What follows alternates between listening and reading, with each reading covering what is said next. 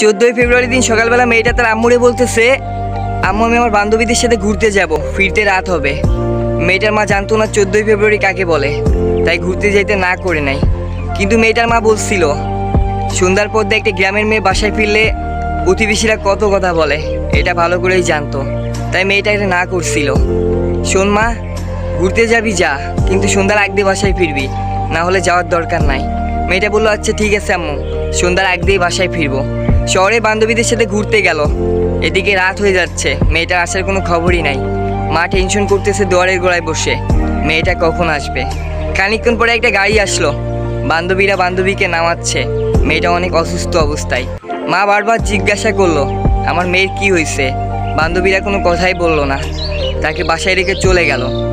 মেয়েটার জ্ঞান আসার সাথে সাথে মা জিজ্ঞাসা করলো মা তোর কি হয়েছে। মেয়েটা কিছু প্রকাশ করতে পারে না। তখন মাও কান্না করতেছে, মেয়েও অনেক জোরে কান্না করতেছে।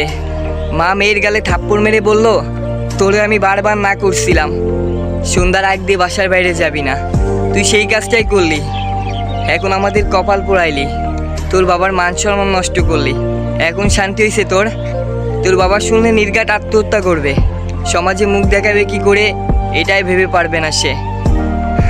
মেয়েটার মাও চুপচাপ হয়ে গেল, বলল চুপ কর, প্রতিবেশীরা যদি শোনে তাহলে এই দুনিয়ায় থাকতে দিবে না আমাদেরকে। এটাই হলো বাস্তবতা। তাই বোন 14 ফেব্রুয়ারির আগে যা করবা একটু ভেবে করবা।